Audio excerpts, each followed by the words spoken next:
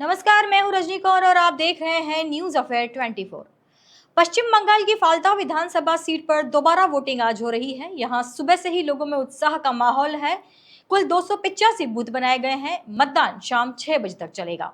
ये वोटिंग पिछले 29 अप्रैल के चुनाव के बाद हो रही है। उस दिन कई बूथों पर ईवीएम में गड़बड़ी और मतदान में अनियमितताओं की शिकायतें मिली थी। आरोप था कि कुछ बूथों पर भाजपा के बटन पर टेप चिपकाया गया था। अन्य कई बूथों में भी ईवीएम के साथ छेड़खानी की खबरें आई थी। तत्कालीन ऑब्जर्वर सुब्रत गुप्ता ने खुद फाल्ता क्षेत्र का दौरा किया और कम से कम 60 बूथों में गड़बड़ी के सबूत पाए। इस बार सुरक्षा व्यवस्था को दोगुना कर दिया गया है। पहले हर बूथ पर 4 जवान तैनात होते थे, अब 8 जवान तैनात रहेंगे।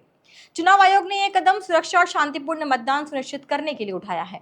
फाल्ता में मुख्य मुकाबला भाजपा और टीएमसी के बीच माना जा रहा है। हालांकि टीएमसी उम्मीदवार जहांगीर खान ने 2 दिन पहले चुनाव लड़ने से पीछे हटने का ऐलान किया था, लेकिन निर्वाचन आयोग के नियमों के अनुसार उनका नाम और पार्टी का चुनाव चिन्ह ईवीएम पर रहेगा। इसका मतलब है कि उनके नाम पर वोट पड़ेगा, लेकिन वह मतदान प्रक्रिया में कोई हिस्सा नहीं लेंगे। इस सीट का इतिहास भी दिलचस्प है। फाल्ता विधानसभा क्षेत्र पहले सीपीएम का गढ़ माना जाता था, लेकिन अब ये टीएमसी का मजबूत क्षेत्र बन चुका है। टीएमसी ने 2001 में पहली बार सीट जीती थी। 2006 में सीपीआईएम ने वापसी की, लेकिन 2011 के बाद से टीएमसी लगातार यहां जीत रही है। दूसरी तरफ भाजपा अब तक इस सीट पर कभी जीत हासिल नहीं कर पाई। साउथ चौबीस परगना जिले में कुल 31 सीटों में से भाजपा ने 10 सीटें जीत ली हैं। इनमें शहरी क्षेत्रों जैसे जादवपुर, टॉलीगंज और बहलापुर पश्चिम भी शामिल है। लेकिन फाल्ता में मुकाबला अभी भी कड़ा माना जा रहा है। इस बार फाल्ता में कुल 6 उम्मीदवार मैदान में हैं।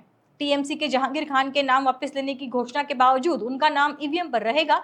यदि वहां ज्यादा वोट आते हैं तो चुनाव आयोग को अंतिम फैसला लेना होगा कि ये वैध माने जाए या नहीं। रिपोलिंग के नतीजे 24 मई को घोषित किए जाएंगे।